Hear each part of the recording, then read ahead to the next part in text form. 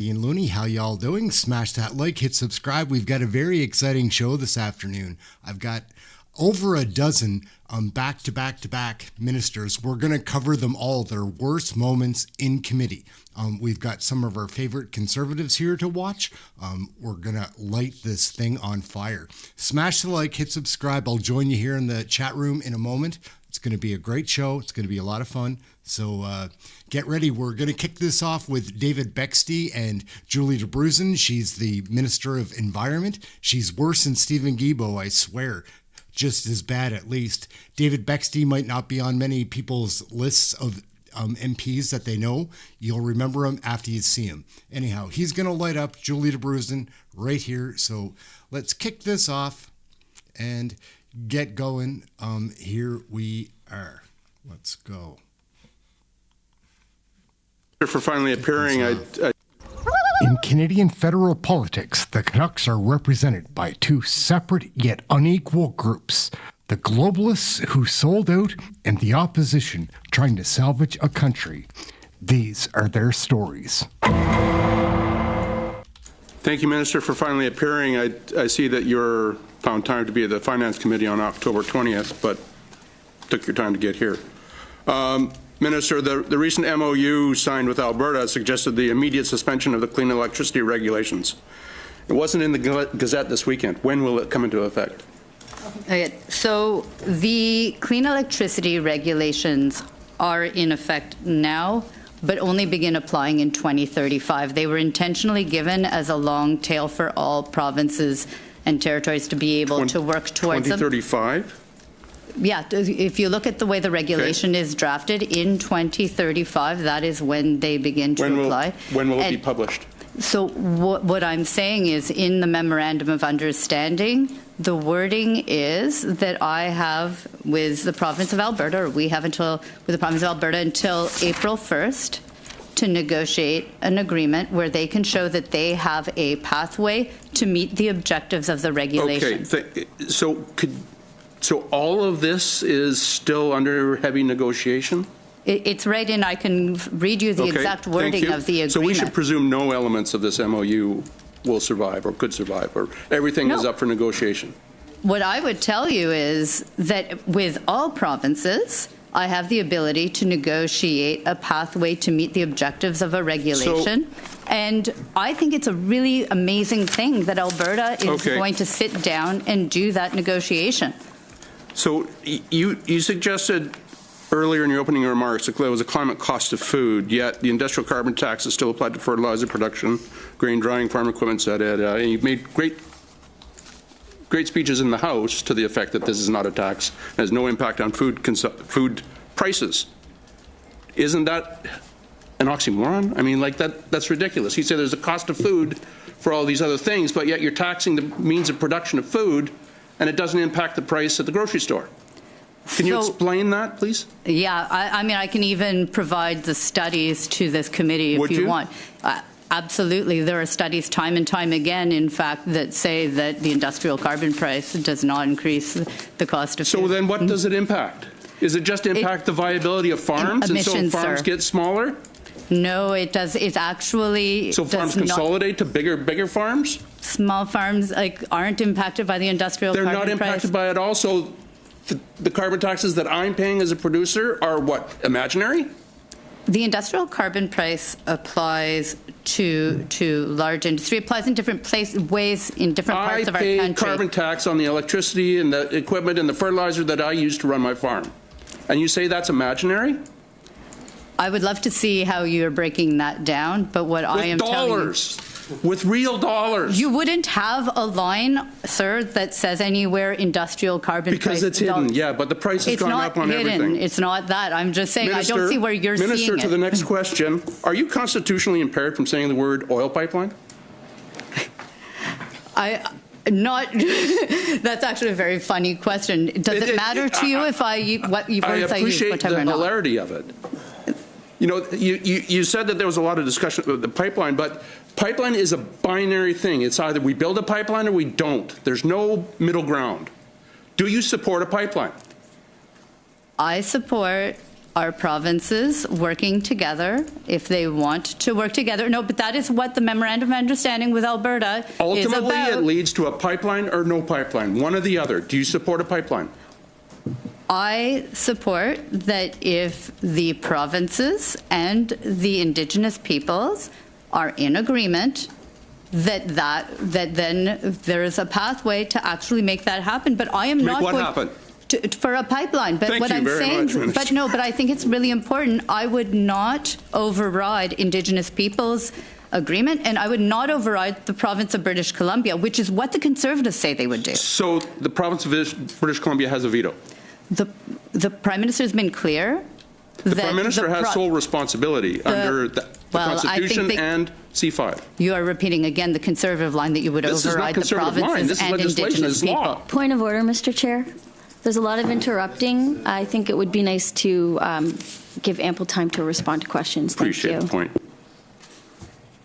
As I said, the Prime Minister has been clear, and he said it in the House of Commons, that there needs to be agreement from the province of British Columbia and of Indigenous peoples, and we're not going to override the jurisdiction of our provinces, and we're not going to override the rights of Indigenous rights holders. Thank you. Thank you very much. 5 minutes. Thank you, Chair. Thank you, Minister, for being here. All right, guys. In this round, we've got Matt Strauss. He's an MP that rose to some fame during the COVID outbreak because he was very against masks and all the limitations that were being put on us. Anyhow, he's a really sharp kid. Not going to make you stare you had at said in your opening remarks that this bill would not provide for the withholding of services to individuals. In an answer to my colleague, Mr. Lloyd, you said that even though the word any individual is in the bill, going back to the definitions in the Telecommunications Act, an individual person wouldn't be included. I have with me here the definition section of the Telecommunications Act. It says it defines person as includes any individual. So are you here undertaking to change that definition so that it does not include any individual? I'm willing to make sure that there's even a section, if you bring in an amendment, and we could definitely work with it, to make sure that it is clear that this will not have any impact on freedom of speech online or anything linked to people's, the type of content that could be put online. But would you remove the definition? And so basically making sure that, and that was a bit my answer to my colleague from the Bloc, our colleague from the Bloc Québécois, is I want to make sure that we're talking only about the critical infrastructure, that it doesn't go into basically the connectivity part of ultimately what are we talking, how are we addressing how people are basically discussing on the internet. And I think that's really important because I think it's not the role of the Minister of Industry. This is not how the government is organized. I think it's on the Minister of the Department of Heritage that question should be addressed. Okay, thank you. Because the bill as it's written right now says that you would have oversight to withhold services to any individual if any threat to the telecommunication system arises, and that it doesn't say any physical threat, any structural threat. It says any threat. And what particularly concerns me about that is that there are several internal Government of Canada documents describing misinformation and disinformation as threats to the telecommunication systems of Canada. So I put it to you, do you and your government believe that misinformation and disinformation are threats to the integrity of the telecommunication system in Canada? But this is not about misinformation, disinformation, and that is a question that should be asked much more in the context of anything linked to online Harms Act or everything that would be much more about content. At industry, we're not addressing these questions. It has nothing to do with it. Well, I hope not, but the bill is before us as any threat. So are you hereby undertaking to change that language to be any physical or structural threat? The bill is clear in terms of this is about critical infrastructure and the threats that could be done to basically the telecommunication networks, the wires, the towers, etc. It has nothing to do on what is being discussed online. And I think last Parliament saw that clearly, and I think this should be clear here as well. I think it should be clear. I understand that if it's not clear enough, we can make sure that there's amendment regarding that. Okay, fantastic. So in the previous Parliament, when this bill existed, Smash the like, guys. Let's see what kind of crowd we can gather. Bill C-26. It was thoroughly criticized by the Canadian Civil Liberties Association, the Canadian Constitution Foundation, the Justice Center for Constitutional Freedoms. I've discussed the bill with the directors of many of those organizations. None of the criticism that they made turned into amendments when that bill was passed by the Parliament.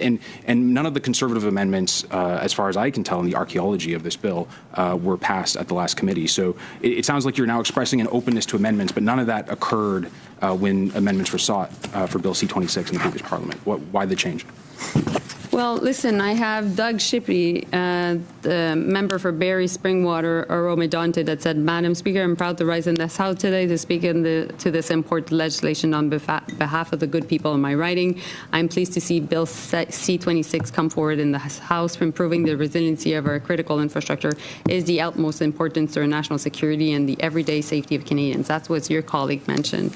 There's another Thank you. one. I've never met that colleague. I'm interested in your opinions about that. Bill C-26 is a bill that addresses an important and growing topic. Cybersecurity is very important, very timely. I'm glad that in calling this bill today, the government sees this as a priority. And that was the member from Calgary Rocky Ridge, Alberta. I'm sorry, that has no bearing on my concern or the concerns of my constituents. Madame la ministre, on va passer la parole au député Strauss. Madam Minister, Strauss has the floor. Accept that the powers in this bill potentially touch on the fundamental freedoms protected in Section 2 of our Charter, the freedoms to expression. If an individual were to find themselves not receiving services from an ISP. Yes, and we have 20 seconds left. We have a Charter of Rights and Freedom, and every single legislation must abide by it. It's a constitutional responsibility. Thank you. And do you regret violating sure Section 2 in the Invocation of the Emergencies Act as the Federal Court of Appeals? Strauss, I'm sorry to interrupt you, but that's all the time we have. So let me turn to MP Lavoie. Monsieur Lavoie, 5 minutes, s'il vous plaît. Merci, Monsieur le Président. Thank you, Chair. Thank you, Minister, for being here with us today. Department officials, Deputy Commissioner, thank you for your attendance. Good afternoon. A little Larry Brock action. He's going to be nailing it down like he does. Minister, you took exception to my colleague, Ms. Vienne's characterization of your communication with your tenant. You said essentially that it was taken out of context without allowing her to continue that line of questioning. So I'm going to correct the record and maybe refresh your memory because I got a transcript. You had a conversation with your tenant, and tenant reminds you, Gary, but we're not the problem, Gary. Gary, I realize that.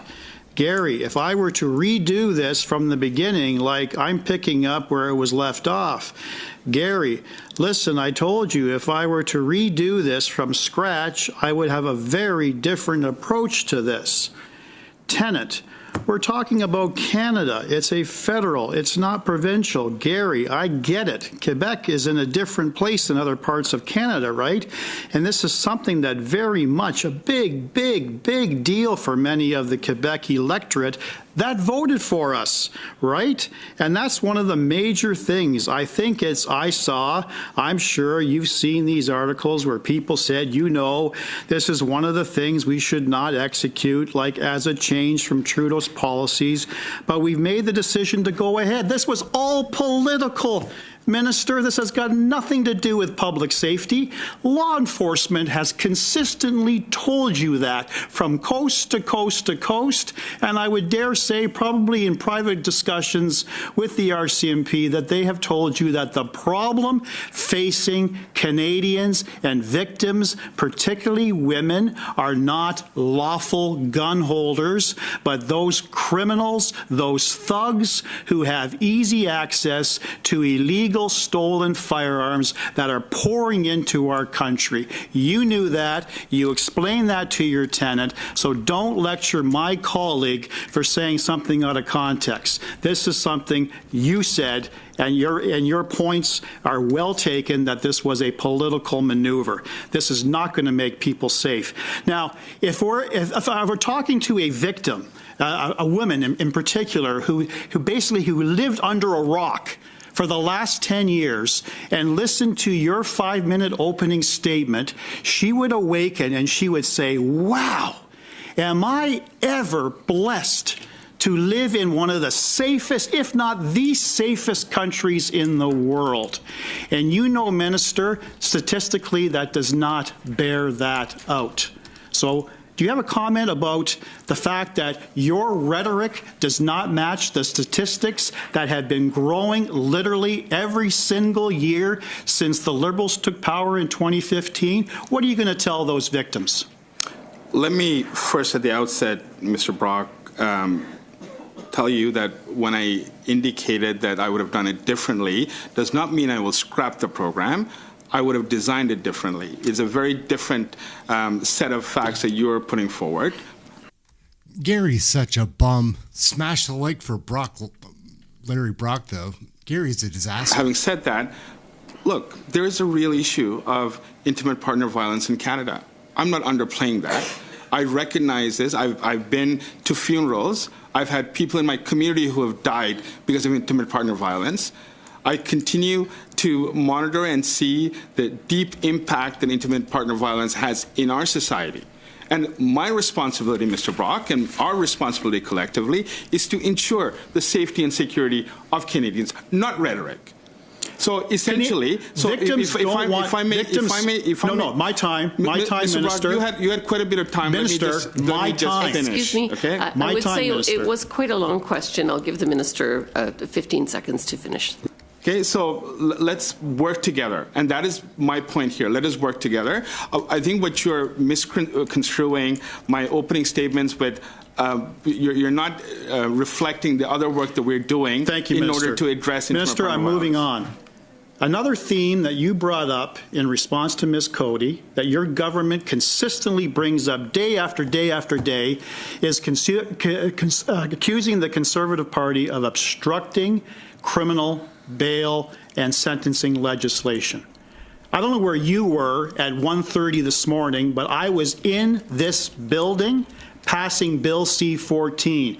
We sat for 9.5 consecutive hours to make this a priority. I then wanted to make a priority of Bill C-16 to get rid of the Jordan issue, to deal with mandatory minimum penalties, to strengthen offenses dealing with intimate partner violence, and every attempt that we brought motion after motion to deal with Bill C-16 as a priority, your government voted it down. So let's set the record straight who really is obstructing their own legislation. It is not the Conservative Party of Canada. You had 7.5 months to bring forward critical legislation to make a difference in the lives of intimate partner violent victims, and you waited literally to the last minute to introduce legislation, and now you're delaying it. Shameful.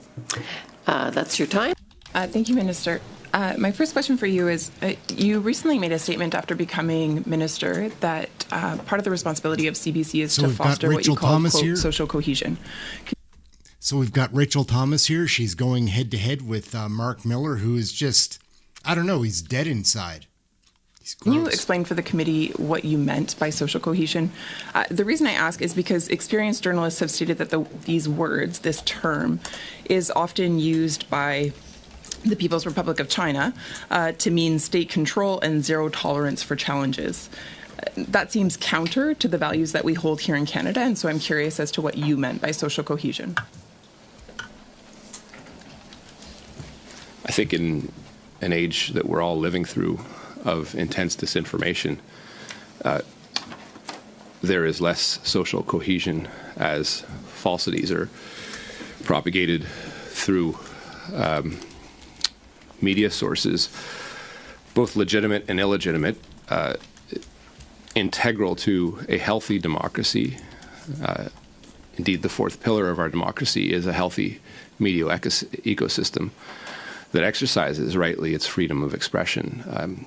Again, integral to that is a state-financed public media that is the CBC or Radio-Canada, not state-controlled. Indeed, the CBC's mandate is one that is ferociously independent, and we should all defend that, whether they're saying good or bad things about us.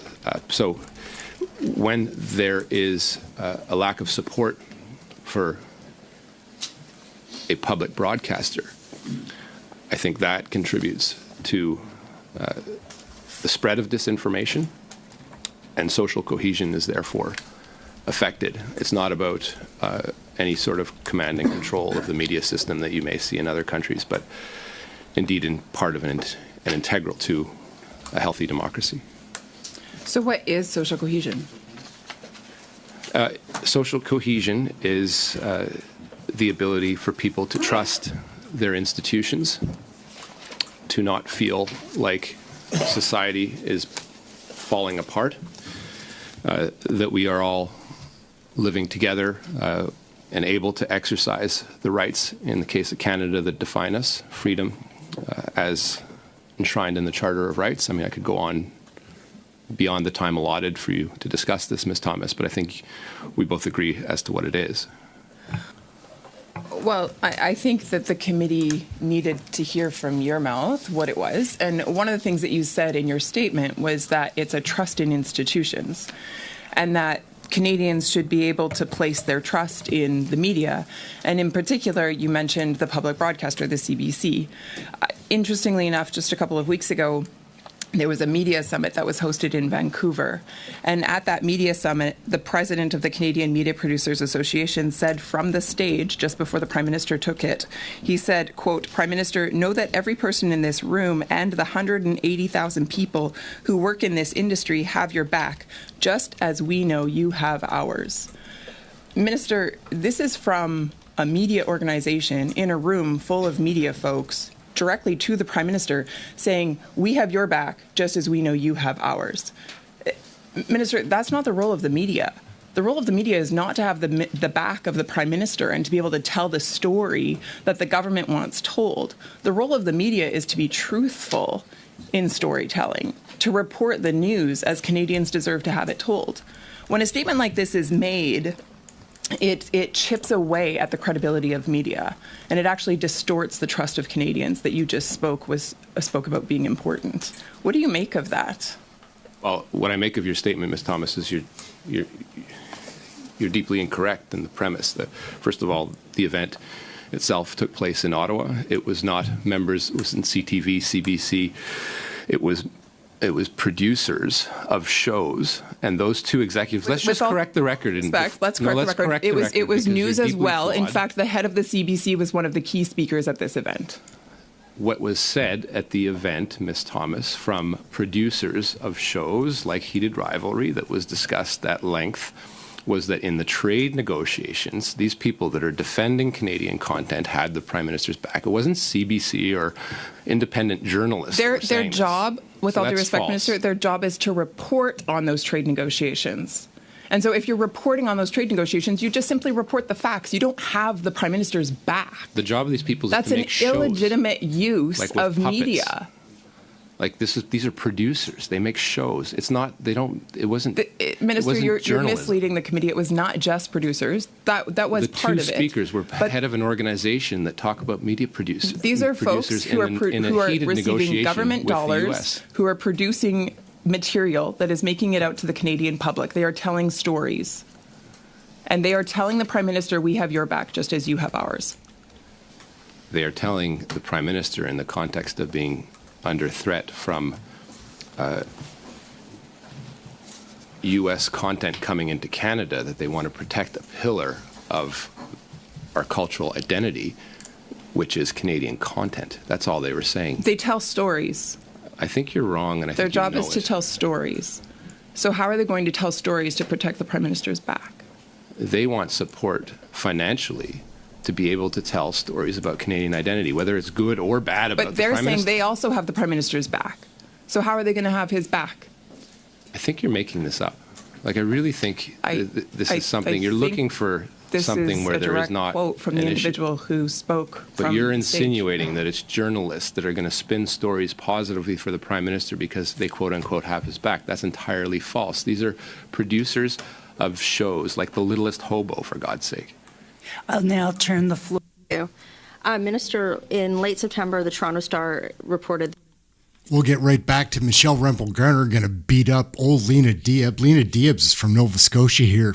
Honestly, it's embarrassing. Big fan of Michelle Rempel-Garner. Smash the like, hit subscribe. We'll get back to that there Michelle, was over we're 1 million gonna tear temporary up this residents old that had witch. expiring visas. And yesterday, Statistics Canada said that they had not counted 38% of non-citizens. No wonder that Canadians can't find a family doctor. Will you support an amendment to ensure that your department cannot use the Part 7 powers of C-12 to mass extend temporary resident visas? Thank you, member, for that question. I know you brought that forward on the committee, and look, I know you worked hard on these, and we appreciate. Well, this is a new one. So this is a new one. Yes, ask it's again. on Then. notice. So this is a different one than you brought on the committee. So will you support an amendment to ensure that your department cannot use the Part 7 powers to mass extend temporary resident visas? Mass extend. So, did you not bring that to committee? I used procedure in the House, which I can do. Okay. So when we go back to the House, members will you're vote here. on that. You're here. Is your department going to use the Part 7 powers to mass extend temporary resident visas? That is not the purpose for that. It's a yes or a no. What I'm saying is that is not the purpose for those amendments. I'm asking you. The one example I will give you is during COVID, my understanding is the workers that were here at the time, and this is facts, were not allowed to leave the country, who were working here temporarily. So I believe that was an occasion where they could have, or maybe So they did. You extended do them want to to stay mass during COVID. So you do want to mass extend temporary resident visas? That's not what I said. That's exactly what you just said. That's not the purpose for C-12.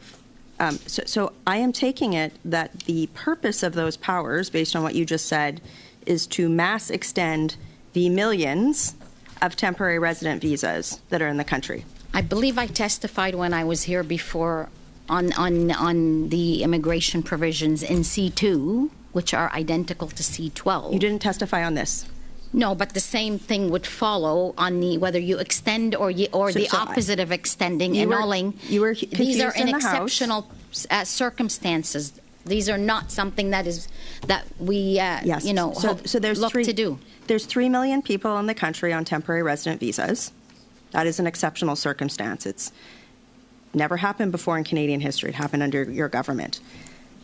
In the spring, you told me your government has no plans to remove them.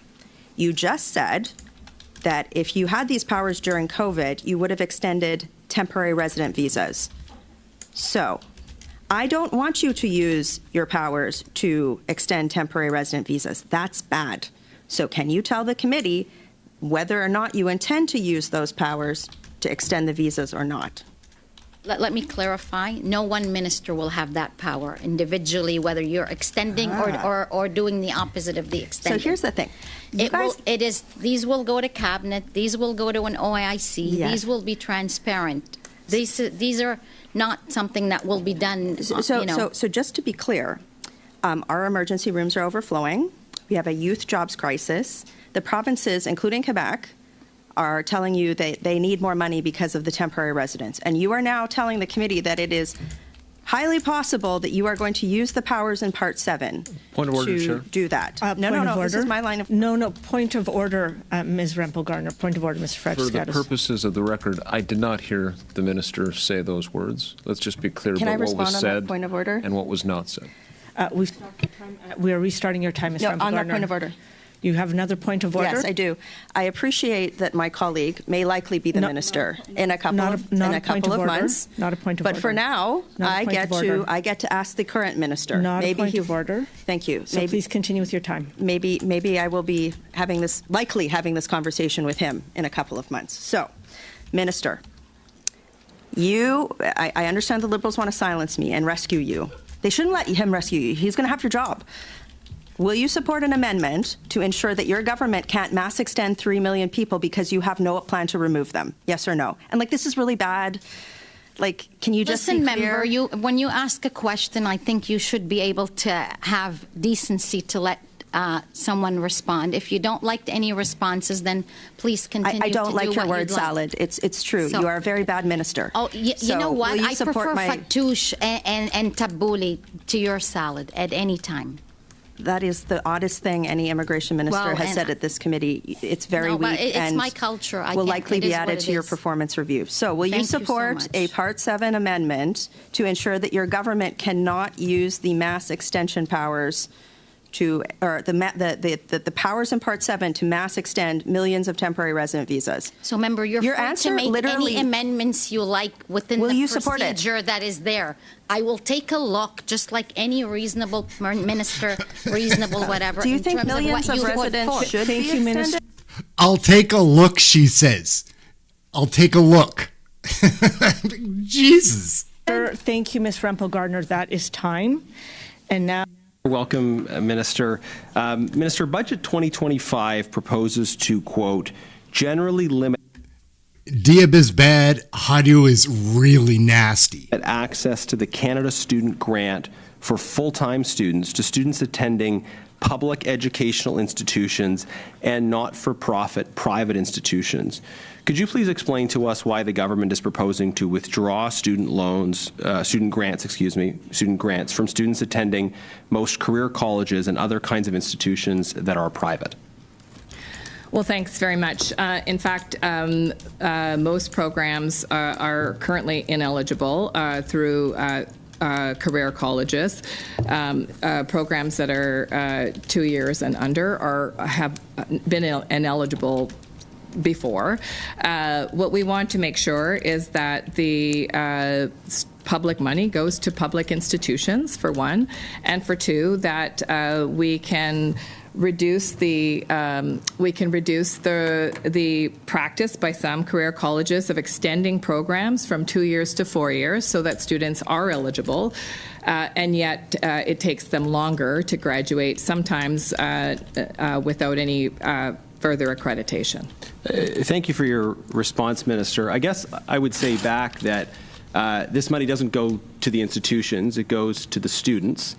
And there are programs like to become a chiropractor, to study traditional Chinese medicine, where there simply aren't very many, if at all, opportunities to study this at public institutions. I don't think anyone's accusing those programs of being artificially extended. I mean, you can't become a chiropractor in 1 year of study, obviously. What would you say to a student who comes from a lower middle income background, aspires to one of these careers, recognizes there's demand for that career, and is concerned about the budget measures which say that they will no longer have access to grants that students studying at any university would have access to? What I would say is that we are ensuring that students who need financial support continue to be able to do so. We are making sure that Canada Student Grants are available to students that need that. The minister will have an exemption. Respectfully, Minister, you're not, though. Like I just gave you the example. You've got a low-income young person who says, I've always wanted to become a chiropractor. Through no fault of my own, the institutions that offer that course of study are organized in a certain way. And because of a change in this budget, I will no longer be eligible for student grants. You've got people that rely on the services that are provided by folks in this area. What would you say to them? Because you're clearly making a change that makes that student no longer eligible for grants that anybody else would be eligible for going to a different kind of program of study.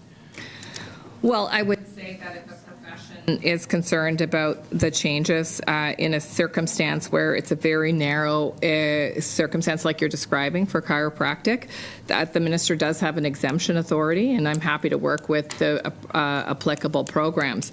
But I can say that what we do know is that there is a higher default rate for student loans for career colleges, that we have seen in some cases students graduating from 4-year programs that used to be 2-year programs, and that ultimately we believe that public funds should go to public institutions. Yeah.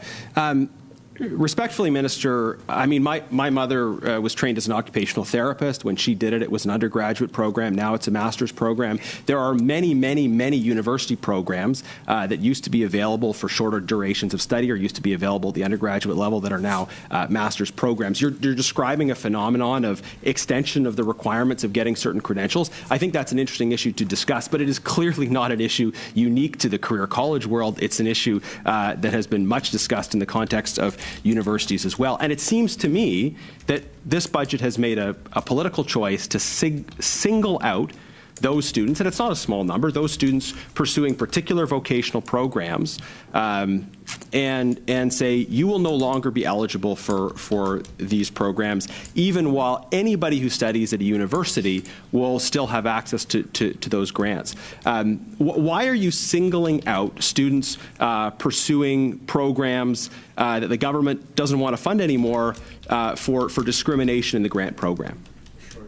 I think the political choice that was on display for all Canadians to see was your party voting against $1.5 billion in student supports and youth supports, Canada's student loan increase, interest forgiveness. The Conservative Party voted against students, voted against That's youth just not people an answer, Minister. time and again. And I think that's I know the we political disagree, but can you choice answer the that's on question? display These here. are serious questions on behalf of students who will be discriminated against by this policy. Your time has gone by. Hadu's a beast. And with Ms. Landsman for 6 minutes, please. Thank you, and thanks for coming. Minister, I want to take Here you we back go. to 2023. You were a minister. There was a Liberal government. A lot of the same things. You said, and you held a summit, and 5 of the largest grocers agreed to help, quote, stabilize food prices. That's what you said. So can you just tell me how much Canada's overall food inflation has gone up since that date? Well, I would say, first of all, thank you for putting the motion forward. I think this is welcome by Canadian families. This is tough work, as you know, and this is work in progress. And that's why today you see we're taking concrete measures to help Canadian families. Respect, you took concrete measures before. In fact, they were the exact same concrete measures. It's 7.83%. I'm going to ask you, you promised price stability. Those are your words from 2023 when you were a minister in the Liberal government. Is 7.83% increase in food prices since your promise your definition of stability? Yes or no? Well, what I would say, what we did was unprecedented in the country's history. You would recall, I think I was the first Minister of Industry to call all the CEOs of the major grocery chain in Canada. That's correct. And I asked them, food prices went up since then. Well, I would say competition is the real answer. And what we have been doing is to drive competition in the country, because what we need is more competition. But I would say, if you allow me, we need also structural measures. I had the opportunity to talk to l'Union des producteurs agricoles in Quebec and others. And what they would tell you is that there's structural things. That's why you see there's not only the benefit, but we're touching structural things like greenhouses, because we just need to produce more in Canada. But a number of times in 2023, you said things like lower prices. In quotes, these are your words. You're going to stabilize food prices in Canada. We're going to give you lower prices, competition, less consolidation. Those are all your words when you were a minister. And I want to know, which one is lower today? Which thing is lower today than it was in September of 2023? Is it peppers? Is it lettuce? Is it beef? Is it coffee? Or is it infant formula? Which thing? Just one thing. As you would know, food inflation is a challenge in pretty much all the G7 countries. I would know, but I'm just allowing to provide background. As you look, for example, currently Canada sits lower than some of our peer countries, lower than the United States, lower than Germany, lower than the United Kingdom. And it's a number of factors. Let me just provide feedback to Canadians who are watching. Canada imports about 30% of the produce. When you get to winter, it's about 80 to 90%. So that's why we have structural issues to deal with, because then you have currency issue, you have climate change issue, you have trade issues. I think you can blame all the outside factors you want. Minister, you brought this summit to Ottawa. You said that you would stabilize prices. You said that you would lower prices. Since your grocery summit, peppers have gone up 41%, lettuce 39%, coffee 33%, beef 27%.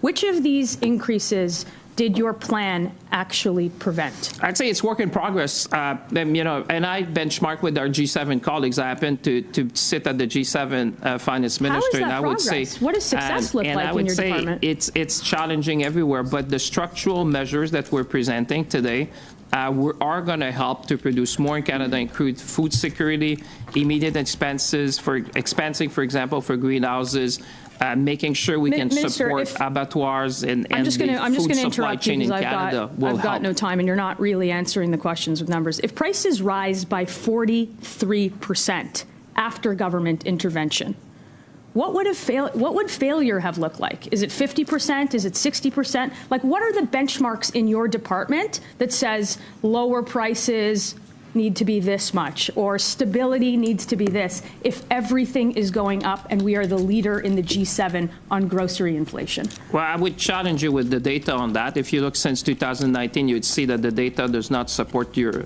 statement. I'm looking since you yourself said that you would stabilize prices. I'm just looking because I happen to look at the G7 numbers because we do benchmark with our G7 peers. And if you look at Canada, he's so ridiculous. I'm happy to share the chart with you. But that doesn't what makes a difference for Canadians. What makes a difference for Canadians tonight? Wait a second. Grocery prices don't make a difference for Canadians? I would say what makes a difference to Canadians is to be humble in this place. Humility should be part of our discourse. Canadians are smart. Canadians understand that you have a number of issues that goes around grocery inflation. It's not unique to Canada. They have the same thing in the United States. And what I'm saying is that they know that because you import, you have fluctuation in currency. They know about the issue of climate change. They know about issue with respect to supply chain. With all due respect, they Minister, know that you've been in government for 10 years. Yeah, you yourself said in 2023 that you would stabilize prices, that you would lower prices. And every single price that I have named for you today on every single item has gone up and not down. You're blaming outside factors. Right now in Canada, our food inflation is twice that of the Americans. Yeah, I'm not blaming anything. I'm just telling the facts. Because when you have people watching at home, well, they understand. It's convenient that the facts, it's convenient that you keep yourself and all of government policy, regulation, food packaging taxes outside of your facts. You're not allowed to have your own facts. But that's why I want to answer to you. That's why I'm saying Canadians understand that food inflation is a global issue. But what they care more is that we're taking structural measures to. So if it's a global. Madam Chair, do you want me to answer? Because I'm happy to listen to the question. But if Canadians want to have answers. You've got to answer the questions. Why is Canada the worst then? Well, I would challenge you on that, but that's not really what Canadians would focus on. Thank you very much, Minister. Thank you, Ms. Landsman. That concludes the time for this round. We will. Here, Minister. It's great to be joining you on this committee today. As the critic for transport for the Conservatives, my motto is have questions, we'll travel. Let's start with Minister. Section 98 of the Canada Transportation Act exists so that the agency can examine whether a proposed rail line is reasonable for the affected communities and landowners. Why does your bill eliminate this independent review entirely? Wouldn't an expedited CTA review preserve oversight without delaying the project? It would delay the project.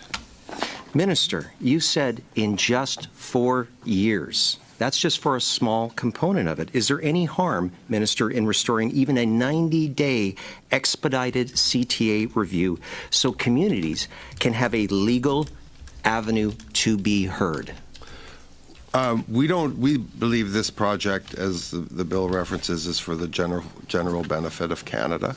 That is why we've taken the steps that you see in the bill to make sure that whether it be a major energy project, for example, a major mine, a major piece of infrastructure elsewhere in the country, we've determined that moving quickly on projects that have existed in the public's imagination or the public's consciousness over many, many years, it is important to accelerate these things.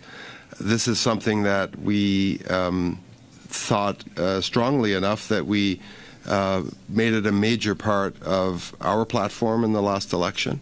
And with respect to high-speed rail, this is a project that, while it was announced prior to the last election, we spent a long time debating and figuring out how we could get to a decision to construct this piece of infrastructure in a an accelerated time frame.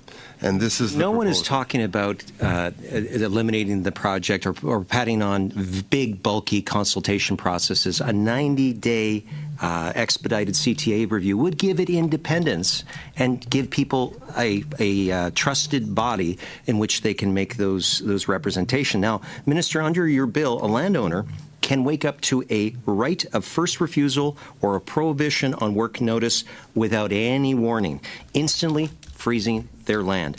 Why not include a simple 120-day mandatory notice so that farmers, homeowners, and small businesses aren't ambushed by your process or lack of it?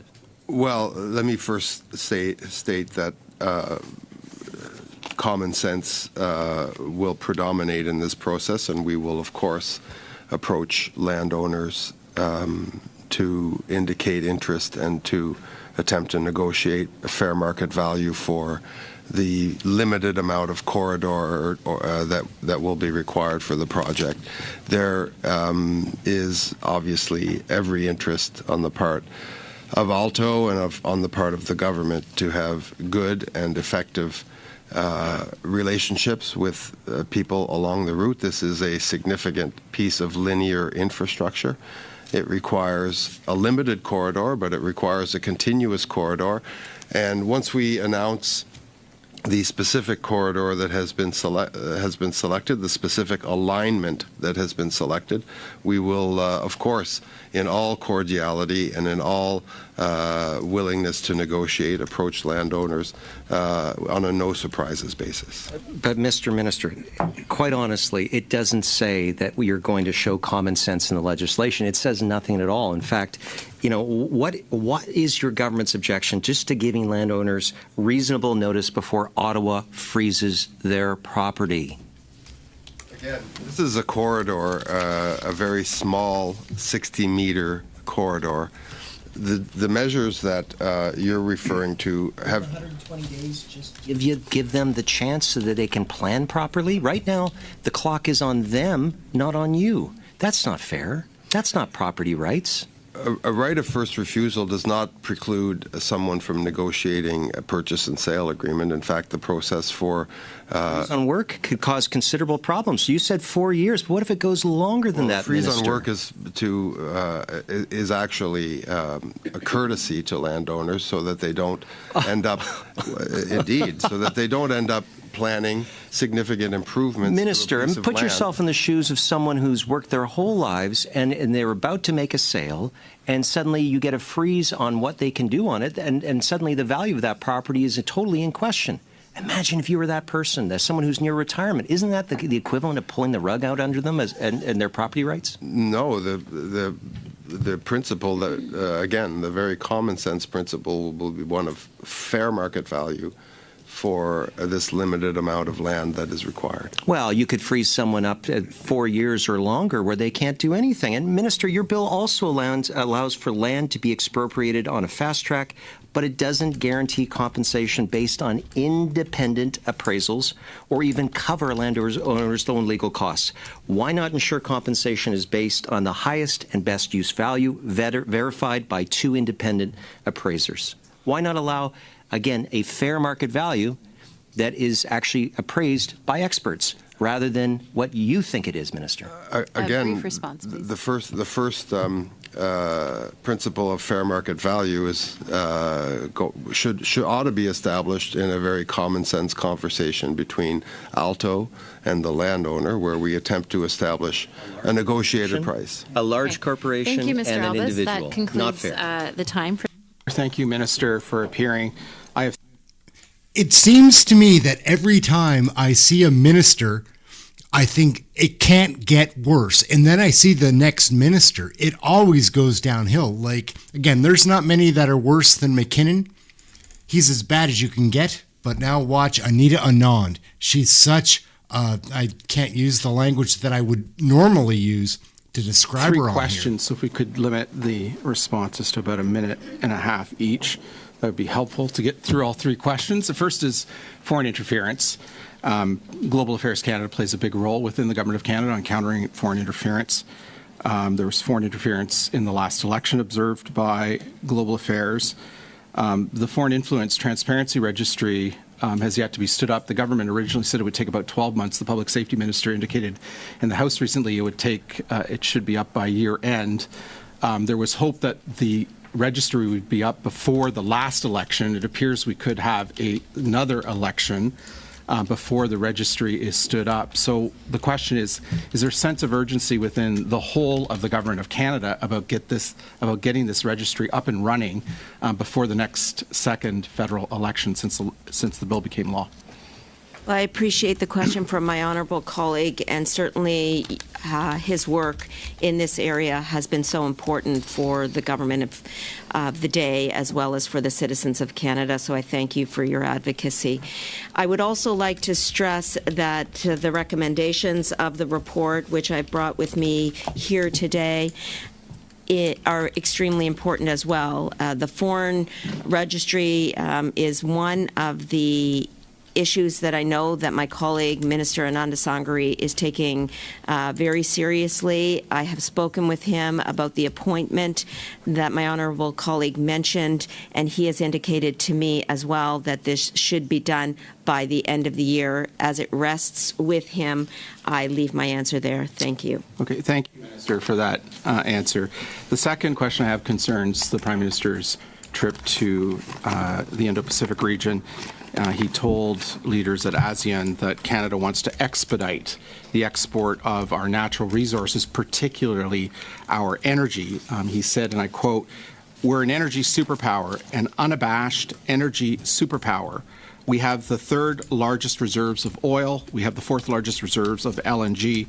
We've just started our first LNG shipments." Can you tell the committee how Global Affairs Canada is making the export of our oil and gas, of our LNG, a foreign policy priority? I appreciate the question, and I want to begin by mentioning the moment that we are in geopolitically and economically. The world is experiencing geopolitical volatility as well as economic stress. On my trip to the region just a couple of weeks ago, I raised as well the importance of opening up bilateral trade, but also protecting Canadian values. And I would say the defense and security of our country also includes ensuring that the Canadian population is protected. And that was one of the foremost issues that I raised. Now, to the question, the member opposite's question, let me just say that Canada has an immense potential to be a leading and a reliable global supplier of critical minerals. We have launched a critical mineral strategy that is going to increase the development of domestic and global supply chains. That issue is on the table in our conversations relating to opening up supply chains with Canada and leveraging our competitive advantages. But I want to come back to my first point. At all times, we are ensuring that we're protecting the Canadian population, the safety and security of the Canadian population, and the sovereignty and rule of law within our own country. Thank you. Okay, and the third question I have concerns China. I know you recently have been talking about the renewal of the 2005 strategic partnership with the PRC. Is it really strategic, and is it really a partnership, or is that nomenclature a bit of a misnomer? In other words, are we really looking to engage China strategically and in a partnership, or are we simply looking at reopening lines of communication that went dormant on a variety of issues? Again, I thank my honourable colleague for the question. You are correct that my conversation with my counterpart, Minister Wang Yi, centered on the strategic partnership that was originally in place in 2005 and that formed some of the basis of our conversation just weeks ago in Beijing. I want to first and foremost say that the purpose of the visit wasn't focused on the strategic partnership alone that was referenced in the question. It's about ensuring that Canada's diplomacy is utilized to have constructive and pragmatic conversations. We will at all times defend our national interests and the best interests of Canadians. The meeting was a first step towards recalibrating the relationship and fighting for Canada's interests on the world stage in the way that is most effective. In those meetings, I raised a number of issues. The strategic partnership was one of them, but I will reiterate to say that we are in a moment of recalibrating that relationship. Thank you. And we will be beginning with Mr. Gunn from the Conservatives for 5 minutes. All right, guys, we've got Housing Minister and MP Aaron Gunn from British Columbia. Gregor Robertson's from BC as well. He's a bum. Aaron Gunn is not. Thank you, Chair. Minister, do you believe the housing market in Canada has become more or less affordable since the Liberals were elected in 2015? Through the Chair, housing has become less affordable probably since the day I was born. By nature, it has increased over many decades. And certainly over the past couple of decades since my first election in 2005, on the West Coast, prices were escalating quite dramatically, as you would know. Do you think the policy decision by the Liberal government to effectively double or even triple immigration rates into this country contributed to the rapid increase in prices and the corresponding decrease in affordability? Through the Chair, I can't speak to the immigration policies that precede my time here in Ottawa, but do you think it had an effect on price? I mean, you're the housing minister, so do you think the rapid increase in immigration negatively, increased housing prices and negatively impacted affordability? Through the Chair, there are a number of factors that affect housing affordability. Certainly, interest rates escalating over the years. Is immigration one of them? Immigration is a factor. There are a number of drivers depending on how much we're building and how many people are in the market. So you would acknowledge the rapid increases in immigration rates decreased housing affordability in Vancouver and other cities across Canada? I would certainly acknowledge there are many factors that have made housing less affordable across the country, including the federal government for several decades not investing enough in non-market housing. Do you think the policy to double or triple immigration rates was the right one as it pertains to housing prices? Through the Chair, I'm here to talk about the first-time homebuyers tax break on GST. So that's where I want to focus my remarks. That's why I'm before the committee. You have no opinion on, as it pertains to immigration rates, as you're Minister of Housing, so as it pertains to housing prices. You've got no opinion on the matter. Exactly. I'm the Minister of Housing and Infrastructure, and I'm here to speak about the first-time homebuyers tax break. Okay. What city or major city, what major city in Canada would you say has the worst housing affordability in Canada right now? Through the Chair, well, our housing affordability markets, Vancouver and Toronto, have both had the most challenges in recent years. Vancouver recently was called the third least affordable housing market in the world. As the former mayor of Vancouver, do you find it somewhat ironic that you were chosen to now lead this policy file on the national level? Through the Chair, quite the opposite. I think having lived through many challenges, getting affordable housing built and seeing prices escalate in my city as mayor, seeing inactive governments like the Harper government that did not deliver on making housing more affordable. So what? So having Minister, having housing increase while you were mayor is the prerequisite to being appointed as housing minister. You think that's a positive? Like that's a positive experience? Through the Chair, I think understanding how housing works at the local level and understanding the importance of strong partnerships with the federal and provincial governments is critical to understanding how we make housing more affordable. I do remember the old adage that you learn more from your failures than your successes, although this might be taking it to another level. I mean, you oversaw the creation of the Vancouver Affordable Housing Agency, which was established to create more housing units primarily. You also promised, you ran as mayor to end homelessness in Vancouver, and I want to give you credit. You were the longest consecutive serving mayor in Vancouver's history. But let's look at the record on that key promise. Between 2008 and 2018, housing prices soared. Homelessness got even worse. Today, both issues are worse than ever before. So why should Canadians trust you to tackle this issue today as Canada's housing minister? Through the chair, I appreciate the member citing some of the examples which did yield very good results. The Vancouver Affordable Housing Agency has built thousands and thousands of affordable units of housing in partnership with the federal government in recent years, has delivered significant affordability in Vancouver. We have seen challenges, but also significant investments in affordable housing. And that's what we need to see across the country. Frankly, Minister, quickly, just in my last bit of time here, you previously said that you did not believe housing prices needed to come down in Canada. Do you still hold that view? Through the chair, to be clear, we need to see average prices of housing for Canadians come down. We need to build a lot more non-market housing to bring down that average cost. That's the focus here, is more supply that is affordable and targeted at the people who need it the most, like first-time home buyers being able to access a $50,000 savings. Minister. Thank you, Mr. Gunn. That concludes this round of questioning. We'll now go.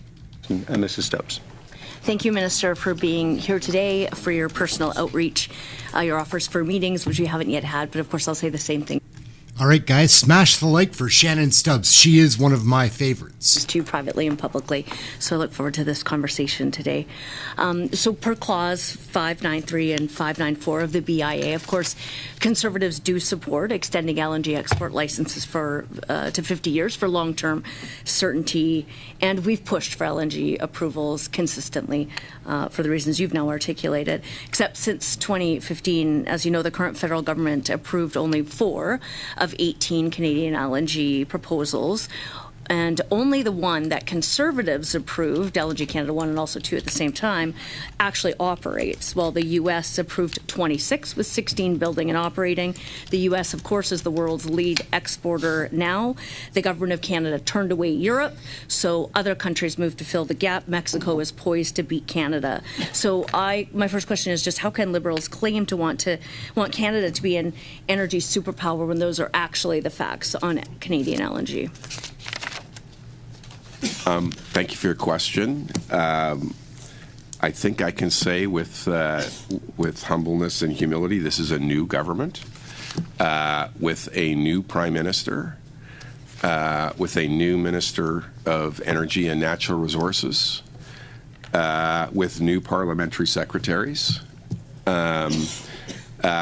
with a different leadership in the civil service that the Prime Minister has put in place, which I think has very clearly shown a different approach to energy. Okay. As our Prime Minister has said. Thank you, Minister. So let's move on to the current situation, because you did mention your referrals of LNG Canada 2 and the Slissoms project, which of course could have been done immediately after your election, not so long after now. But I do have some questions, therefore, about this process, since we're going to talk about the future. So in addition to those referrals, on November 13th, 2025, you also referred the critical tungsten Sisson mine in New Brunswick to the MPO. We support that, of course. What's the target date for completion? I don't have that in front of me. Your point of order, Mr. Gay? Yeah, my question is, I thought we were supposed to stay on topic, and now we're in mining. Ms. Tubbs, relevance, if you could stick to Sure, the the relevance is day. that this is questions to the Natural Resources Minister about natural resources projects. He himself has just mentioned the new approach that he claims, so I'm going to ask him questions about it. Yes. And it's all relevant. We are specifically discussing 593, 594 of Bill C-15, and so if you could at least draw some connection to that, I would appreciate it. I did at the top, and I do want to confirm that my time has been paused Yes, because it I has. did draw the connection Yes, at it the is. top, according to the minister's own answer. Proceed. Great, thank you. So we support the referral of the tungsten mine in New Brunswick, as well as the referral of the Slissoms LNG project. But I think the key question is, what are the target dates for completion? And I only raise this with you because the same Liberal government promised construction on the tungsten mine in 2018, but it's 2026. So when will construction start? I am just trying to find the update. So I think the concern is that even if you're referring projects to the MPO, is it true then that projects are being referred without deadlines for construction? No, the target. It took me a little while to find. I don't have it all to memory. We have regular updates at the MPO, and the update I'm looking at targets FID for the Sisson mine in 2027. It targets construction start date in 2029 with an in-service date of 2030. So that's that wouldn't be building in speeds never seen before in generations, I guess. But on this point, Minister, during the debate on C5, I tried to entrench the timeline that you want to achieve. You said you wanted to achieve of 2 years by an amendment into the law. It was rejected by the Liberals. Would you consider putting the 2-year timeline in the law? Because the only thing that matters is in the legislation. Mr. Speaker. Yeah, colleagues, this is about LNG, according to the notice of meeting. So, Ms. Stubbs, I would ask you to speak to the topic at hand. Okay, sure. Minister, since Conservatives agree with you that LNG projects are in the national interest, and we consistently for 10 years have been pushing to fast-track LNG approvals and exports so that Canada could beat the U.S. and so that we could supply a fuel for European allies to get off Russian gas, one concern I have is that your government does say projects in the national interest will be approved. I asked your government to define it in the debates on Bill C5, and also again in the fall. Your government refused both times. So how can proponents or investors in LNG and all other sectors know what will make the cut with your government, since they need clarity and certainty, and you yourself have made that point very compellingly? Time?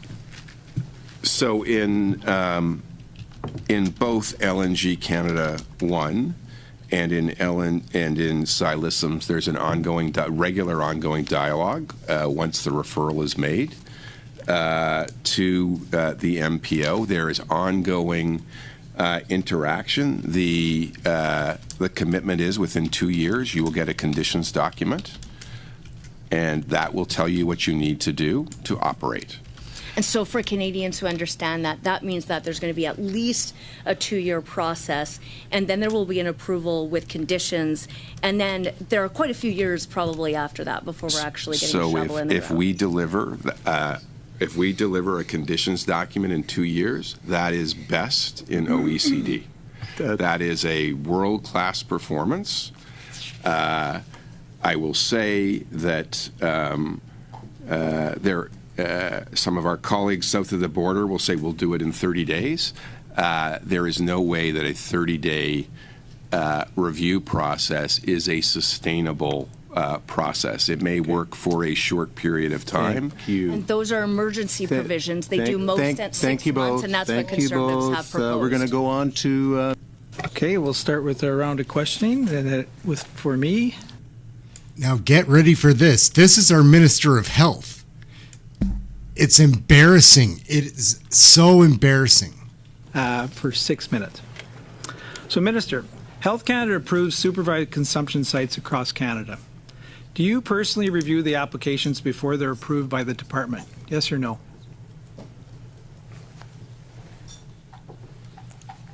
Le site de consommation supervisée. So the supervised drug consumption sites have got an exemption from Health Canada. In fact, it's the provinces and territories that fund those programs.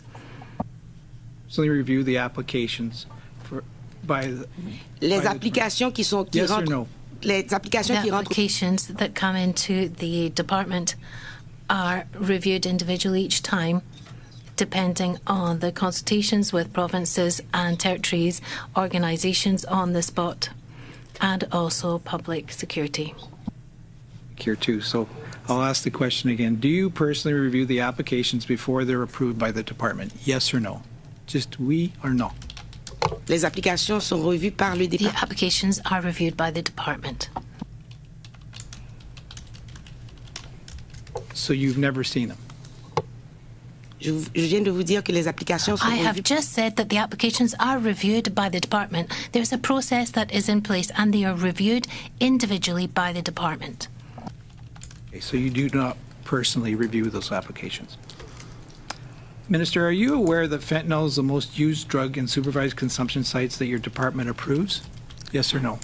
Selon les chiffres que nous avons vus, According to the figures that we've seen, which are published, we've seen that fentanyl is one of the drugs that's the most used in these consumption sites. How much fentanyl is consumed in the federally supervised consumption sites? vous savez, dans les centres de consommation, In these centres, people use illegal drugs, but these consumption sites have been created, first of all, to save lives. And there's 68,000. We've been able to prevent 60,000 deaths. Approved supervised consumption sites. Do you know? je pense qu'il y a du fentanyl, certainement, c'est le plus. Fentanyl, well, it is the highest consumption, but there are certainly other drugs that are consumed there as well. Non, des exemptions. Les provinces et les The territoires. federal government gives options, but it's the provinces and territories that actually run these sites. Is how much fentanyl is used in these sites? Je vais me retourner vers. I will turn to my officials. The sites are operated by. I'm not asking if they're operated. I want to know how much fentanyl is used by these sites. How much is the federal government supplying fentanyl into these sites? Je vais dire à mon collègue, de toute façon, trop. I would say as an answer, too much. Are you aware that your department is approving supervised consumption sites next to daycares, schools, and playgrounds? Vous savez, les sites de consommation. The consumption sites, as I've said, they were created to prevent deaths because of overdoses. We examine all of the applications with criteria that include the provinces, the territories, community organisations, and also the public safety services in each province. And it's the provinces and the territories that administer these, and they have their rules. The department is approving supervised consumption sites next to daycares, schools, and playgrounds. Are you aware? That's all the question was. Yes or no? Je lis les articles comme vous I read articles like you that have said that some of these sites are close to schools, and the provinces and territories implement rules. They're the ones who administer these consumption sites, so they set rules according to their criteria and their issues on the ground. How many supervised consumption sites approved by your department are next to daycares?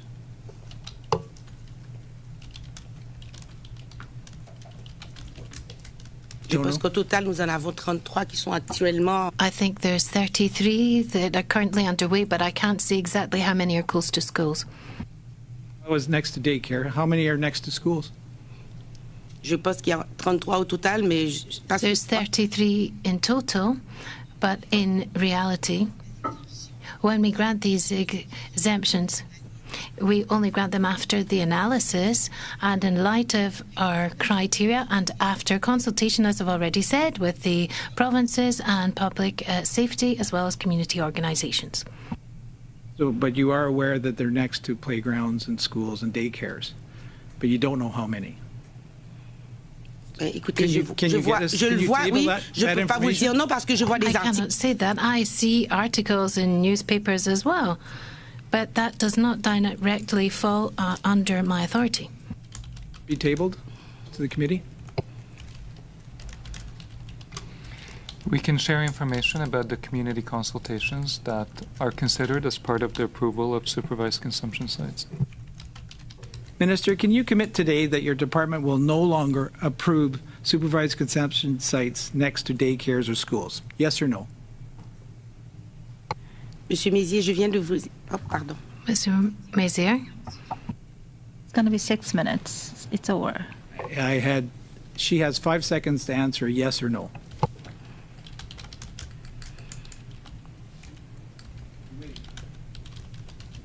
Est-ce que vous pouvez répéter votre question? Could you please repeat your question? Commit today that your department will no longer approve supervised consumption sites next to daycares or schools. Yes Je vais or no? confirmer que mon département va continuer à travailler. I can confirm that my department will continue to work to protect the health of Canadians. Thank you, Minister. Minutes with Mr. Brock. Thank you, Chair. Good afternoon, Minister. Good afternoon, Mr. Taylor. Good afternoon, Ms. Moore. To you, Mr. Taylor, it feels like it's only been a few hours since we last saw each other, but nevertheless, happy to get C-14 over that finish line. Minister, you highlighted an important aspect that public safety is a priority for this government, led by Prime Minister Carney. I've often said this at many town halls across this country, that the #1 responsibility of a federal government is to keep Canadians safe. And you also reference that you've been listening to Canadians, and I think even in your year-end interview with the national press representative, you talked about that the government has been listening very carefully to what victims and what Canadians have been asking for, clearly what stakeholders have been asking for.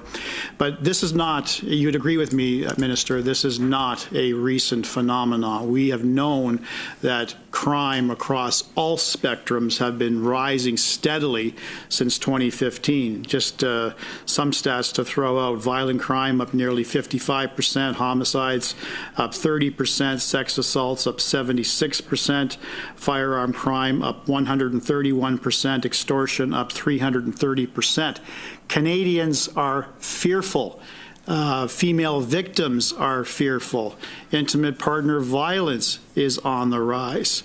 And they are asking themselves, why do I even trust law enforcement? Why do I trust the criminal justice system? That's near and dear to my heart, Minister, because as a former Crown attorney, I took great pride in trying to establish that bond, that rapport with a victim, to give them hope that they were part of Team Justice, to give them confidence that the justice system is fair, responsive to their needs, and would provide a just result. Didn't always get that, but at least they felt that they were heard. So this is something that's not a recent phenomenon. This government, since 2015, has been hearing this repeatedly every year. Since my election in 2021, this has been a common theme that this government has been hearing. So I was very grateful to hear in the throne speech that there was going to be a priority to introducing appropriate crime legislation. The only frustration I had, Minister, and you'd agree with me because these stats would not lie as well, we had the election on the 28th of April, House opens May 26, throne speech May 27, your first crime bill, C9, first reading September 19, 2025, 14 on October 23, 25, and 16 on December 8, 25. So literally, we are now, to this date, 225 days removed from the election, and we have now passed at second reading and has gone through Justice Committee only one, C14. My question to you is very simple.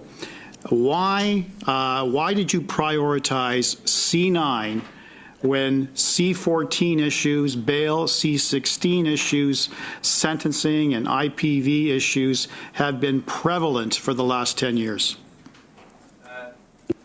Thank you, Mr. Brock, for the question.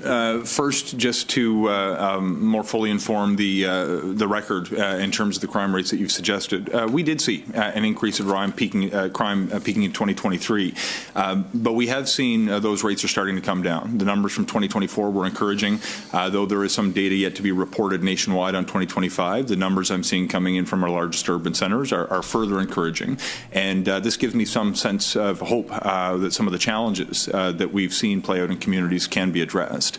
That is why we not only campaigned on commitments to adopt stronger criminal laws, but have been working over the course of our time since the election to advance laws that are fully informed by those who work in law enforcement and those who administer the justice system. To answer your question on the order of priority, it was not determined that there was one particular piece of legislation that was more politically important than the others. But if you actually look at the complexity of the various bills, C9 is a fairly straightforward bill and was ready when we came back to Parliament after the House of Commons rose for the summer. I spent my summer engaging deeply with experts, people who've dedicated their lives and careers, as you have in your role as a Crown Prosecutor, to understanding the solutions to criminal justice reform that will lead to safer communities. We wanted to get these right, and the endorsements that we've seen on the various bills that we've advanced since then have indicated that we've largely hit the mark when it comes to bail and sentencing reform and gender-based violence. I see you're seeking to get in. Thank you. I got one further question before my time is up. C9, as introduced by this government, did not seek to remove the religious defense. That has now been a central issue at Justice Committee brought by the Bloc Québécois. You indicated that it was the Justice Committee members who supported that. I can tell you, Minister, that your Liberal members did not pursue any line of questioning in support of that particular amendment. Why did you, at this point in time, several months ago, decide to support the Bloc Amendment, which essentially has stalled passage of C9? Madam Chair, I saw about 30 seconds ago you gave the 30-second warning. How much time do I have to? I'll be gracious with you. I'll give you 15 seconds. Okay. The core of C9 that was most important to me was to establish the protections we campaigned on intimidation and obstruction. Through consultation, it was clear that communities facing hate wanted a standalone hate crime to recognize that the harm can reverberate through an entire community. In particular, communities have expressed interest about the role of symbols when it comes to the willful promotion of hate. It appeared to me there was not a path for those core protections to be adopted without having discussions with other colleagues. Now, there has been some confusion and I would say misinformation around the role of the proposed religious exemption. I would entertain further conversations to make clear that we do not wish to criminalize people reading holy texts, their scriptures, attending church services. Very we simply good. want to protect communities against hate. Thank you, Chair. It was extra generous. Minister, your budget unveiled a... Okay, we've got Stephanie Kusi and Shafkat Ali. Ali is hard to tolerate, guys. He brings out the worst in the best people. He is I've heard, this is alleged, but that he's a Pakistani intelligence plant. And he's not as dumb as he sounds and looks. Plan to eliminate 40,000 jobs in the federal public service by 2028-2029. Since then, 68,000 public servants have received the notice that they may be eligible to apply for the early retirement incentive as a mechanism to eliminate these jobs. Does Treasury Board have an estimate of how many of those 68,000 public servants will apply for the early retirement incentive?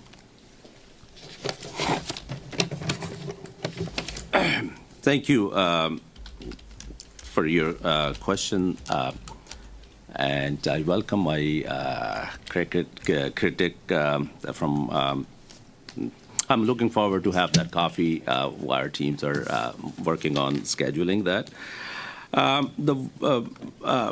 Your question is on workforce adjustment. We have sent 68,000 letters to the people who may qualify for that program. There is certain options. We don't know how many will come forward, and that program will roll out after the Budget Implementation Act gets the royal assent. So at this point, we just, as per the bargaining agreement, we have sent those letters to them, and we'll have more to say when we have clarity on that. Okay, thank you for that response. If not, then, if you're not aware as to the number, how are departments organizing their job losses and restructuring if the government doesn't even have an estimate, if you don't have an estimate of how many public servants will voluntarily retire? That's a pretty important number for workforce adjustment planning. We have sent those letters, and we don't know how many. I mean, we know how many qualifies, but we don't know how many will be eligible, because not everyone who's been sent the letters will be considered for that program. There is certain criteria. There's a skills and seniority. I'll ask, because it's more technicality gets involved, I'll ask my deputy to give That's fine, you. Minister. Thank you so much. Just for the clarity, Yeah. it is for your benefits and the Canadians Minister, who are I don't have a lot watching. of time, I and think you're not it's a providing very me with a lot of important information. questions. I'm going to move on. Thank Okay. you very much. Okay. In December, you announced the Public Service Pension Fund had an unpermitted surplus of $900 million, and that you were moving this money into the general revenues of government. Where will that money be spent, please? Can I ask my colleague to repeat your question, please? In December, you announced the Public Service Pension Fund had an unpermitted surplus of $900 million, and that you were moving this money into the general revenues of the government. You've seen this before. I'm sure you were briefed when you received this position. Where will this particular allotment be spent, President? So, in that pension funds, if we have any surplus of uncertain, there's a threshold, and if it's over that threshold, that money moves into trust funds. I could ask my deputy to clarify a little bit more for your benefit and the Canadians who are watching at home. Thank you, Mr. Chair. The money has indeed been brought back in. It's been invested, but there's been no decisions taken yet in terms of how that money will actually be spent. Okay, thank you. I'm going to move on again. In 2023, Minister Anand announced that departments would be ordered to find savings of $15 billion. However, the details were scant. Unsurprisingly, the 2024 and 2025 Public Accounts of Canada indicate that those savings have yet to be achieved. On Monday, I asked your department whether proposed savings announced in the Comprehensive Expenditure Review would be realized, or if it would be dealt a similar fate to the 2023 ill-hearted attempt of savings. A senior official actually stated, "I don't think you will see a decrease as compared to what was announced in the budget." Do you agree with that statement, President? What I can tell you, that the review, comprehensive expenditure review, will achieve savings of $9 billion in 2026. 2027, $10 billion in 2027 to 2028, and $13 billion in 2028, 2029. Okay, these are all projections. As I indicated, your government failed in the 2023 objectives, and I just received on Monday from a senior official a lack of confidence that these numbers will also be achieved. 100 days ago, exactly, the government unveiled the initial details of the CER, the Comprehensive Expenditure Review in the budget, yet here we are today with your own department stating your own spending reductions will not be met despite the continuous forecast you're putting forward. And this isn't me doubting your savings, it's your own senior officials, which should be very concerning for you. So how do you expect Canadians to believe your government will actually lower spending, as you've promised, if your own Treasury Board officials don't? I don't know where that's coming from to you, but what I know, the proposals we received from it's your Comptroller General. You should probably have a conversation with her. Can I respond to that brief question? response, please? Yeah. So those proposals for comprehensive expenditure review, we received from 102 organizations, other than DND, CBSA, CSIS, RCMP. All organizations, they have put forward this plan, and I believe those are the organizations who are delivering services to Canadians. They're responsible, and they have put forward this plan, and I'm confident that we will Thank achieve you. our We're going to go to Mr. In December of 2023, All right, gang, we're just going to go, and now that's the that's the original ministers. Those are probably the dirty dozen, I call them. Anyhow, we're going to watch just a couple of my favorite clips that took place this fall and since Christmas. Let's keep it going. Non-citizen went to a hotel here in Canada to meet a 15-year-old for sex, in which he had agreed to pay for these services. He only received 3 months of house arrest and was allowed to go shopping for 3 hours every Sunday throughout these 3 months. His sentencing was lessened so as not to affect his immigration status. Do you think the criminal inadmissibility component, so Section 36(1) of the Immigration Refugee Protection Act, do you think that kept Canadians safe here in this situation? Thank you, Member, for that question. I know you know that sentencing decisions are made independently by the courts. Where the federal government, though, is responsible for the law is for removals, but under the immigration law, a non-citizen convicted of a serious violent is subject to deportation. Right, but I'll just stop you there for a sec. So you're actually, since you've had trouble understanding questions today, you, as the immigration minister, surprise, you're actually responsible for the Immigration Refugee Protection Act. And that section is under your portfolio. So this guy was convicted of a serious crime. They used a loophole in Section 36(1) to ensure that his sentence was reduced so that he could stay in Canada. Is that good or bad? So there is no federal law that requires judges to reduce a sentence because of immigration consequences. That is the truth. Right. So I'm asking you about Section 36. I'm just going to remind you, this is part of your portfolio. So this is your department. Do you think that section is working? Do you think that, I'll give you another example. There was a 25-year-old who was on a study permit. He sexually assaulted an 18-year-old at a club in my city in Calgary.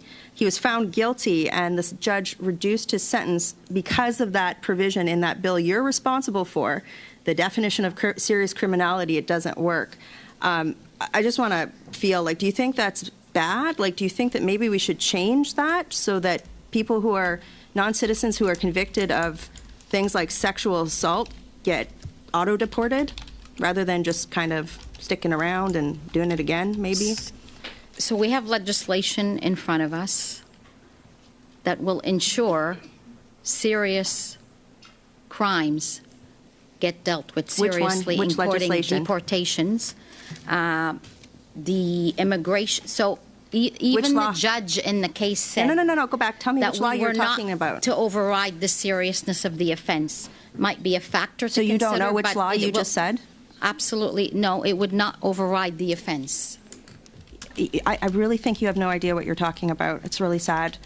We're talking about non-citizens who are convicted of serious crime being allowed to stay in Canada. So we put forward an amendment to Bill C-12, which would have corrected this. I did your job for you. I think Peter might be doing your job for you in a couple of months. But you guys didn't support that. So I'm asking you as just somebody. Yes, point of order, Mr. Fragiscatos. Let's just maintain the focus on the subject at hand, which is immigration, please. I would love to maintain the focus, but the minister, we're back on your time. the Ms. minister just Rempel-Garner. doesn't, she can't even answer a basic question. So I'm asking you, you have people, non-citizens who have been convicted of sexual assault, and judges are using a serious criminality loophole that's in your bill, in your department. Do you think that should maybe be changed?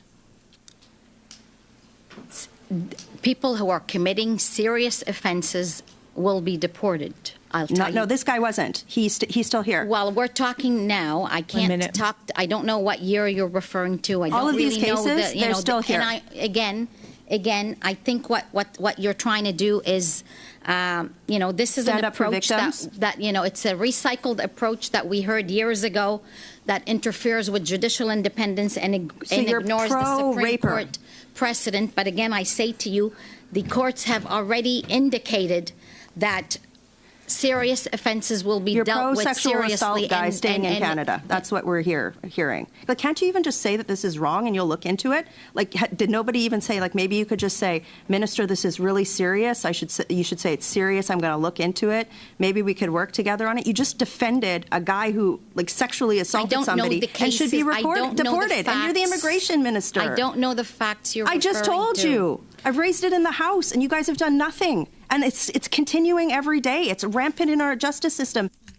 Thumbs up for Michelle Rempel-Garner. She's a stud, but Lena Diab is a trash troll, a total dumpster fire. You have the responsibility to do this, and you've done nothing. Why? Thank you, Ms. Rempel-Garner. Thank you, Minister. For finally taking some time to... Minister, you are the Minister of Canadian Identity and Culture. Do you believe that religion is an integral part of Canadian culture and identity? Absolutely. So you obviously know where this is going. On October 30th, when you were the chair of the Justice Committee, you spoke about how there is, quote, clear hatred in some verses of the Bible and Torah, and that prosecutors should be able to have the discretion to lay charges if someone invokes a particular scripture that you find objectionable. So how are you standing up for the various diverse communities, faith communities in particular, that you extolled in your opening statement, when you believe that sincerely held religious beliefs should attract prosecution? I believe anyone should be able to freely read the Bible, Torah, Quran, or any religious scripture. It's a guarantee in the Charter that I will defend as well as you will. Unless it's a verse that you don't like.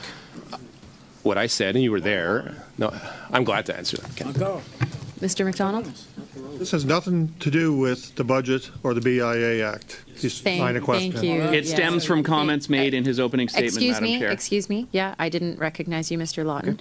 Mr. McDonald, it's not a point of order. Thank you very much, Mr. Lawton. You can continue to have the floor, but I would ask that you be recognized before you take it. Thank you. Thank you. I think that I don't think religious scripture should be used as a defense for a hate crime. If someone publicly says that they want to kill all the gays and that they are relying on a passage in Leviticus, they should be prosecuted. Hard stop. And I'm a Christian. I believe firmly that person should be prosecuted. And that would not be a good faith usage of Scripture. That's your debate, but sometimes prosecutors may be prevented from laying charges because there's some hesitation. I think it needs to be clear in the law, and I think you would agree with it, and any reasonable person would as well. You mentioned back in December, I think if you talk to people of faith and even religious leaders, they would see that this is really something that makes sense regarding removing those religious speech protections from the criminal code. I have spoken to people of faith and religious leaders, and Bill C-9 and the removal of the religious defense has been denounced by the Primate of the Anglican Church of Canada, the United Church of Canada, the National Council of Canadian Muslims, the Rabbinical Council of Toronto, the Conference of Canadian Catholic Bishops, the Evangelical Fellowship of Canada. Why do you believe that you know more than these faith groups about religious freedom and protections for religion in Canada? As a Protestant, I rely on my relationship with Jesus and my reading of the Bible. I believe ministers can be guides. So I think I stand on an equal footing. I think you would agree with me with that. But if you really want to protect religious institutions, you will talk to Pierre Poilievre, Parliament's only temporary foreign worker, and have him pass C-9 to protect religious institutions. Your government has signaled that the Online Harms Act, which has been twice tabled and twice not passed, will be returning. This is a bill that, among other things, would, in its previous incarnations, reinstitute Section 13 of the Canadian Human Rights Act, which allows for the Human Rights Code to go after what the government deems online hate speech. Will that be a part of the forthcoming Online Harms Act? Look, if you want my opinion on it...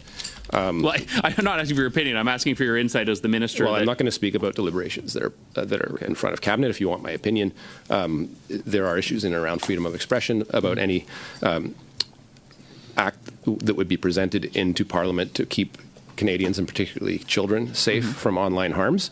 And I don't think it's necessary to have a private recourse regime under the Canadian Human Rights Act.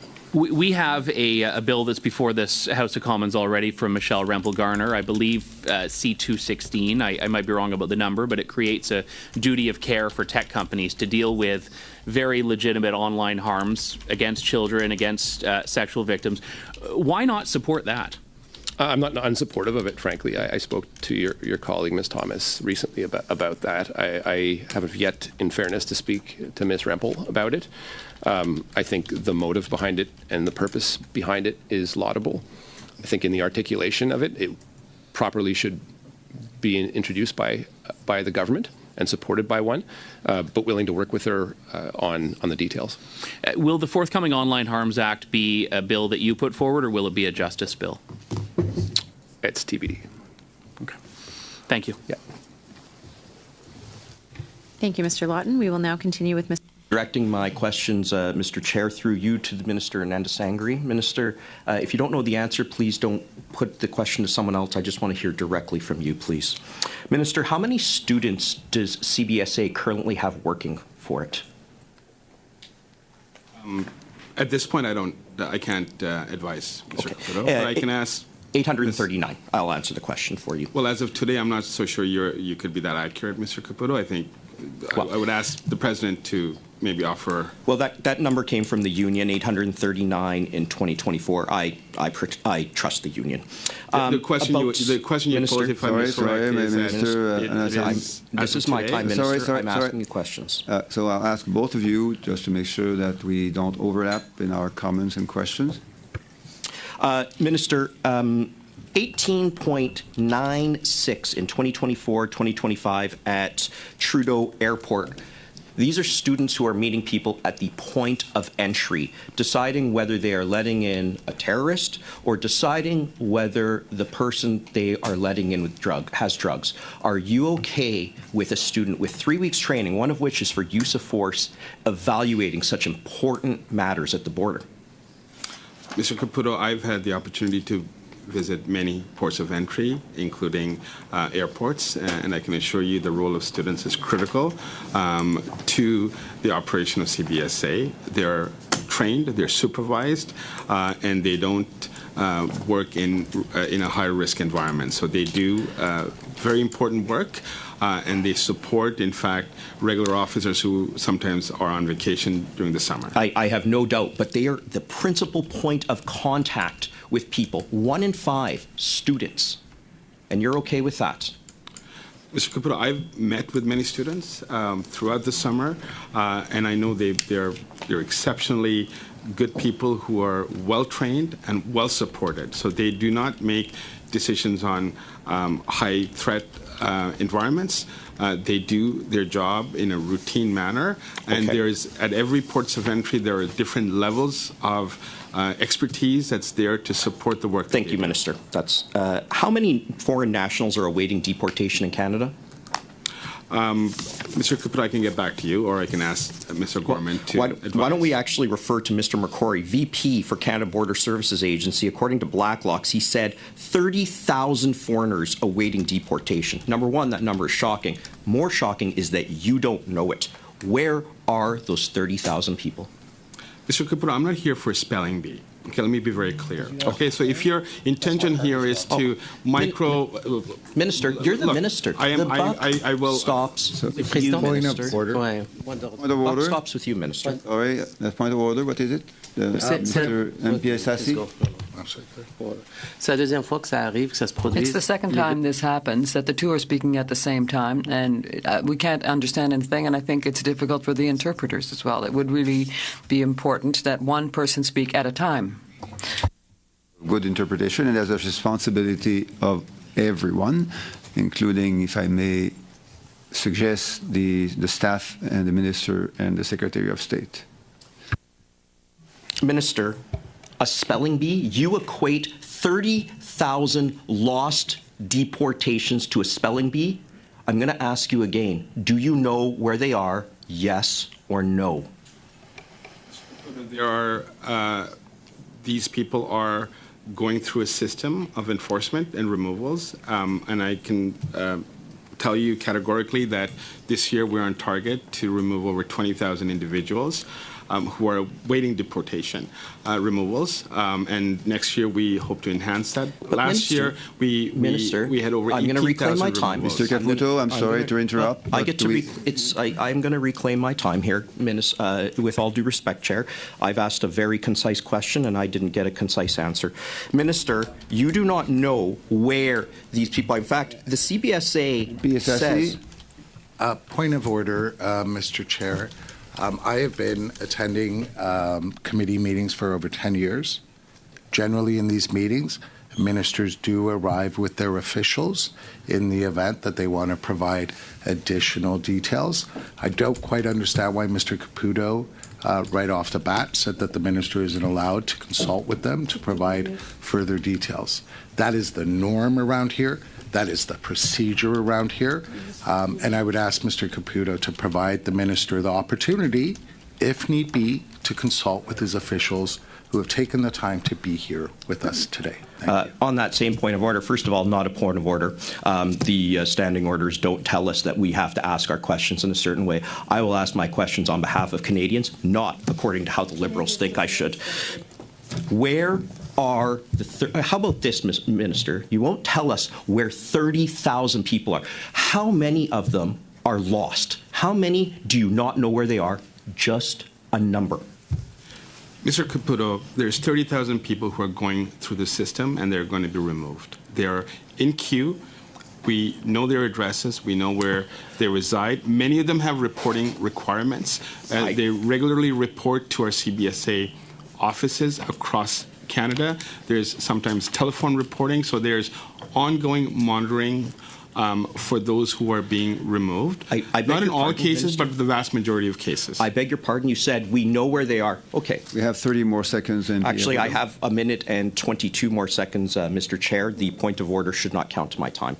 Minister, how many, this was asked in committee, I believe it was, quote from Mr. Macquarie, we don't track the location of every individual. Now, you just told us you know where everybody is. We track their locations, and yet the VP of CBSA contradicted you in a story from Blacklock. Point of order, Mr. Are you Chair. wrong, or is he wrong? No, that's point of order. My question. Mr. Ramsey. Minister has. Dans la réponse du ministre, il a dit qu'il ne savait. In his answer, he said he did not know where every individual was, and Mr. Caputo has said that he did know where all these people were. And she should at least listen to the answers. Well, none of these are points of order, and we're talking about relevant information, but we cannot allow the exchange between the minister and Mr. Caputo to be interrupted endlessly. So I think everyone's understood. We expect that the conversation will be fluid.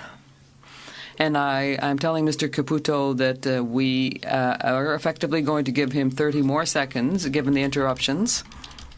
But in future, we will take time away because points of order are not part of the exchange. Points of order when we are talking about how the minister says we know where everybody is of the 30,000, and a vice president for CBSA in direct contradiction, quote, we don't track the location of every individual, end quote. Minister, are you right that you know where they are, or is the VP right? I see you just got a note there, so which is it? Mr. Caputo, we have addresses for individuals who are in the removal queue. So you're telling us you are confident you know where those 30,000 people are? Not every single one of them, but I believe we have. What number? What percent? Well, Mr. Caputo, if you want the correct answer, I would invite you to ask Mr. Gorman. Mr. Caputo, I'm sorry. No, we'll have to stop the time is up anyway. Mr. Chair, if I may, we're here to provide concrete answers to legitimate questions that both the opposition and... Understood, Mr. Anazangari, but time is over for this particular intervention. There will be other interventions. All right, gang, we're going to wrap it up right there. My name's Aaron, Canadian Looney. Smash like, hit subscribe. New viewers, that's great. Jump in the chat room, say hello. We've got a friendly gang here of critical thinkers. Anyhow, that's it, gang. Thank you all so much. Yeah, so there is no House of Commons this week. Not sure what we'll be doing in the afternoons. I'm not sure. We'll see if there's stuff to find. This was fun to do, though. That lineup, man, of cabinet ministers, it's not an accident that that level of incompetency and evil is been appointed to cabinet. They know what they're doing. They're screwing Canadians. They want your future. They want your money. They want your resources. They want nothing to do with you. Remember that. We do here, though. That's it. We'll catch you in the next video, gang. Thanks for watching. Have a good afternoon, everyone. Ciao for now.